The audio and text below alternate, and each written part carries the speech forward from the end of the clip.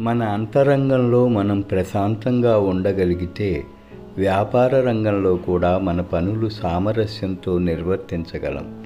ఇతరులతో సంఘర్షణ లేకుండానే శ్లాఘించదగిన పనులు ఈ ప్రపంచంలో సాధించవచ్చు. రోజువారీ పనులు నిర్వర్తించుకొని దేవుడితో గడపటానికి తిరిగి మన అంతరంగంలోనికి పోవచ్చు.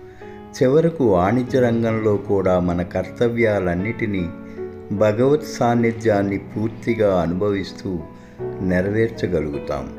మనం నిశ్చలంగా ప్రశాంతంగా ఉన్నప్పుడు సాఫల్యం కానీ వైఫల్యం కానీ ఏది సంభవించినా దేవుని సంకల్పానుసారమే అంతా జరుగుతుందని నిశ్చయంతో సమత్వ బుద్ధి కలిగి ఉంటాము. శ్రీ రాజర్షి జనకానంద, శ్రీ పరమహంస యోగానంద వారి శిష్యులు.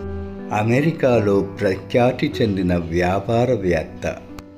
తర్వాతి కాలంలో పరమహంస యోగానంద గారు స్థాపించిన SRF ఆధ్యాత్మిక సంస్థకు అధ్యక్షులు.